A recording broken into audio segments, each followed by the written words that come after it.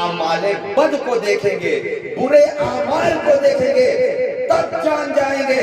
यानी जब जानकारी का वक्त होगा और हम देख रहे होंगे कि हजरत इस्राइल अलैहिस्सलाम एक गिरामी शक्ल इख्तियार करके हमारी रूह कब्ज़ करने के लिए आए हैं, उस वक्त हमें पता चलेगा कि अल्लाह तबारक व तआला ने कुरान के अंदर क्या इरशाद फरमाया था, मेरे नबी का क्या हुक्म था। आगे अल्लाह इरशाद फरमाता है, सुम्मा कल्ला सौफ़ तअलमून, फिर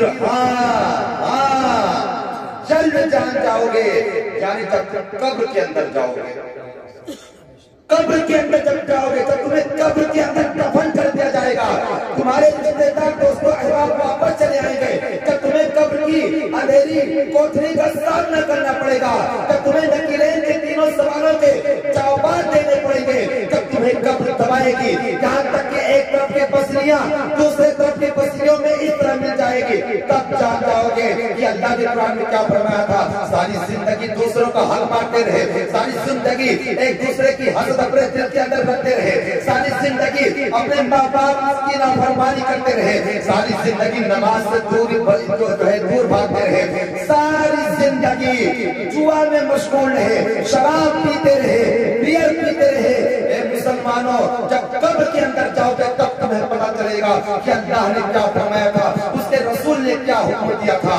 कल्ला लौ तअलमून इल्मल यकीन, अगर तुम यकीन का जानना जानते तो माल की मोहब्बत न रखते। लतरउन्नल जहीम, अल्लाह क्या फरमाता, लतरउन्नल जहीम, बेशक जरूर जहन्नम को देखोगे, जरूर जहन्नम को देखोगे। वो जहन्नम जिसके ताल्लुक से मेरे मुस्तफा करीम नबी सल्लल्लाहु अलैहि वसल्लम इरशाद फरमाते हैं, तिरमिज़ी शरीफ की हदीस पाक है, मेरे मुस्तफा करीम नबी फरमाते हैं कि जहन्नम की आग 1000 साल तक झोंकी गई, यहां तक कि वो सुर्ख हो गई। फिर जहन्नम की आग 1000 साल तक झोंकी गई, यहां तक कि सफेद हो गई। वल्लाह, कितनी भयानक जहन्नम की आग होगी। फिर जहन्नम की आग 1000 साल तक झोंकी गई, यहां तक कि काली हो गई। अब वो काली ही है, काली ही है। मेरे मुस्तफा करीम नबी फरमाते हैं, जहां पर सूरह हुमज़ा लिखा हुआ है उसकी तफसीर में मेरे मुस्तफा करीम नबी फरमाते हैं, सुनिए हदीस पाक में मेरे आका सल्लल्लाहु अलैहि वसल्लम इरशाद फरमाते हैं कि जहन्नमियों के हाथ और पांव को आग की जंजीरों से बांध करके जहन्नमी को आग के अंदर डाल दिया जाएगा और उसके दरवाजे हमेशा हमेशा के लिए बंद कर दिए जाएंगे। हमेशा हमेशा के लिए उसके दरवाजे बंद कर दिए जाएंगे। और जो सबसे हल्का अज़ाब, सबसे हल्का अज़ाब किसी जहन्नमी को होगा वो ये है कि उस जहन्नमी के पांव में आग की जूती पहनाई जाएगी। इससे हल्का अज़ाब किसी भी जहन्नमी को नहीं होगा। उस जहन्नमी के पांव में आग की जूती पहनाई जाएगी। उसकी तपिश, शिद्दत, गर्मी इतनी ज्यादा होगी, उसकी तपिश की वजह से, शिद्दत की वजह से भेजे पकना शुरू हो जाएंगे। भेजे पक कर कान के जरिए पहने लगेंगे, नाक के जरिए पहने लगेंगे। मेरे आका सल्लल्लाहु अलैहि वसल्लम के प्यारे दीवानों, जहन्नम की आग से पनाह मांगो, जहन्नम की आग से पनाह मांगो, अज़ाबे कब्र से पनाह मांगो। और अभी मुझसे कब हज़रत अल्लामा मौलाना जमशेद आलम साहब ने बड़े ही अच्छे अंदाज में गुफ्तगू की, बड़े ही अच्छे अंदाज में खिताब फरमाया और शब-ए बरात की फजीलत के बारे में बताया कि शब-ए बरात की रात में जागना कितना बड़ा, जो शख्स शब-ए बरात की रात को जागता है उसके नामाए अमल में कितनी नेकियां लिखी जाती है, उसको कितना सवाब मिलता है। शब-ए बरात की फजीलत के बारे में बताया।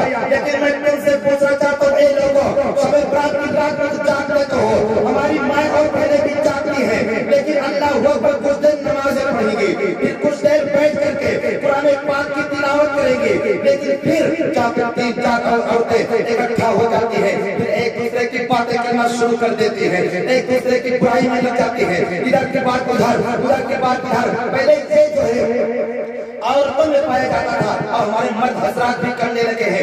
یاد رکھو اے لوگوں، میرے آقا صلی اللہ علیہ وسلم کا فرمان سنو، میرے مصطفیٰ کریم نبی فرماتے ہیں کہ ایک دوسرے کی برائی نہ کرو، ایک دوسرے کے بارے میں غیبت نہ کیا کرو۔ ایک مرتبہ میرے آقا صلی اللہ علیہ وسلم نے روزہ رکھنے کا حکم دیا اور ارشاد فرمایا کہ اے لوگوں، جب تک میں حکم نہ دوں تب تک تم میں سے کوئی روزہ افطار نہیں کرے گا، تب تک تم میں سے کوئی افطار نہیں کرے گا۔ اللہ اکبر۔ جب شام ہو گئی، لوگ آتے گئے، حضور صلی اللہ علیہ وسلم سے اجازت لیتے گئے، میرے آقا صلی اللہ علیہ وسلم اجازت دیتے گئے۔ ایک شخص آیا، عرض کی یا رسول اللہ صلی اللہ علیہ وسلم، میری دو جوان لڑکیاں ہیں، میری دو جوان بیٹیاں ہیں، ان دونوں نے بھی روزہ رکھا ہے، لیکن آپ کی مقدس بارگاہ میں آنے سے شرماتی ہیں، یا رسول اللہ آپ انہیں اجازت دے دیجئے کہ وہ روزہ کھولے۔ میرے مصطفیٰ کریم نبی صلی اللہ علیہ وسلم کچھ جواب نہیں دیتے ہیں۔ پھر دوبارہ وہ شخص عرض کرتا ہے یا رسول اللہ آپ اجازت دیجئے کہ وہ روزہ کھولے، افطار کرے۔ میرے مصطفیٰ کریم نبی فرماتے ہیں کہ وہ کیسے روزے دار ہیں، وہ تو سارا دن ایک دوسرے کا گوشت کھاتی رہی۔ اگر حقیقت میں وہ روزے دار ہیں تو ان سے کہو کہ وہ قے کرے، ان سے کہو کہ وہ پلٹی کرے۔ میرے مصطفیٰ کریم نبی نے جب کہا، اب وہ شخص چاہتا ہے اپنی دونوں بیٹیوں سے میرے نبی کا فرمان سناتا ہے۔ اللہ اکبر۔ میرے آقا صلی اللہ علیہ وسلم نے جو بتایا تھا وہ نوجوان چاہتا میرے نبی کے فرمان کو سناتا ہے۔ اب وہ دونوں لڑکیاں قے کرتی ہیں تو خون اور پیپ نکلتا ہے۔ وہ نوجوان وہ شخص آتا ہے میرے نبی کی مقدس بارگاہ میں، عرض کرتا ہے یا رسول اللہ معاملہ کیا ہے؟ میرے مصطفیٰ کریم نبی فرماتے ہیں کہ ان دونوں نے روزہ رکھا اللہ کے حلال کردہ اشیاء سے۔ اللہ نے جو حلال کردہ اشیاء کے اللہ کے حلال کردہ اشیاء سے روزہ رکھا، لیکن جن چیزوں کو اللہ نے حرام قرار دیا تھا اللہ کے اس حرام کردہ اشیاء سے انہوں نے افطار کر ڈالا۔ یعنی یہ دونوں روزے تو تھی لیکن سارا دن بیٹھ کر کے ایک دوسرے کی غیبت کرتی رہی، ایک دوسرے کی برائی کرتی رہی، ایک دوسرے کی برائی بتاتی رہی۔ اللہ اکبر۔ اسی لیے تو اللہ تبارک و تعالیٰ قرآن کریم کے اندر ارشاد فرماتا ہے وَلَا يَغْتَبْ بَعْضُكُمْ بَعْضًا، اور تم ایک دوسرے کی غیبت نہ کرو۔ أَيُحِبُّ أَحَدُكُمْ أَن يَأْكُلَ لَحْمَ أَخِيهِ مَيْتًا فَكَرِهْتُمُوهُ، کیا تم میں سے کوئی پسند کرے گا کہ وہ اپنے مردار بھائی کا گوشت کھائے، اپنے مرے ہوئے بھائی کا گوشت کھائے؟ میرے مصطفیٰ کریم نبی صلی اللہ علیہ وسلم ارشاد فرماتے ہیں کہ یہ غیبت جو ہے نا، یہ زنا سے بھی بدتر گناہ ہے۔ وہ اس لیے کہ انسان تنہا میں جب زنا کرتا ہے اور زنا کرنے کے بعد یہ جو واقعہ میں بتا رہا ہوں، کتاب کا نام ہے مکاشفۃ القلوب، جس کے مصنف حجت الاسلام حضرت امام ابو حامد محمد غزالی رحمۃ اللہ تعالی علیہ، ان کی لکھی ہوئی کتاب مکاشفۃ القلوب، اس کتاب کے اندر یہ روایت نقل ہے۔ اللہ اکبر۔ میرے مصطفیٰ کریم نبی ارشاد فرماتے ہیں کہ غیبت جو ہے نا، یہ زنا سے بھی بدتر گناہ ہے۔ وہ اس لیے کہ بندہ جب تنہا میں زنا کرتا ہے اور زنا کرنے کے بعد اللہ تبارک و تعالیٰ کی بارگاہ میں رو رو کر سچے دل سے توبہ کرتا ہے تو اللہ تبارک و تعالیٰ اس کے توبہ کو قبول فرما لیتا ہے، اس کے اس گناہ کو معاف کر دیتا ہے۔ لیکن غیبت کرنے والا جس کے خلاف غیبت کی گئی ہے، جب تک اس سے جا کر کے معافی طلب نہیں کرتا ہے، جب تک اس سے جا کر کے معافی نہیں مانگتا ہے، تب تک اس کی توبہ کو اللہ تبارک و تعالیٰ قبول نہیں کرتا ہے۔ اللہ تبارک و تعالیٰ تب تک اس کی توبہ کو قبول نہیں فرماتا ہے۔ اے لوگوں سنو، ایک مرتبہ میرے مصطفیٰ کریم نبی کی بارگاہ میں ایک چھوٹے قد کی عورت آئی اور کسی کام کے لیے آئی تھی۔ جب کام پورا ہوا اور چلی گئی تو اتنے میں ام المومنین ہم مومنوں کی ماں حضرت عائشہ صدیقہ رضی اللہ تعالی عنہا نبی کی مقدس بارگاہ میں عرض کرتی ہے یا رسول اللہ صلی اللہ تعالی علیہ وسلم یہ جو ابھی عورت آئی تھی نا اس کا قد کتنا چھوٹا تھا، یہ جو عورت ابھی آ کر کے گئی ہے اس کا قد کتنا چھوٹا ہے۔ میرے مصطفیٰ کریم نبی نے فرمایا کہ اے عائشہ تم نے اس عورت کی غیبت کی ہے، یعنی بات اور میں تمہیں بتا دیتا ہوں کہ جس کے خلاف آپ نے غیبت کی اس تک بات پہنچنے سے پہلے اگر آپ نے اللہ کی بارگاہ میں سچے دل سے توبہ کر لی تو آپ کی توبہ قبول ہو جائے گی، لیکن اگر اس تک بات پہنچ گئی تو جب تک آپ اس سے جا کر کے معافی نہیں مانگیں گے تب تک اللہ تبارک و تعالیٰ آپ کے اس توبہ کو قبول نہیں فرمائے گا۔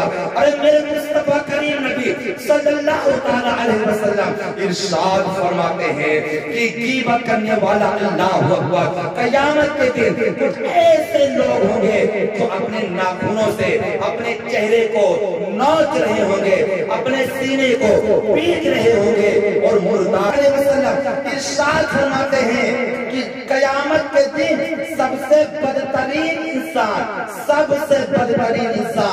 دو چہروں والا چغلخور ہوگا۔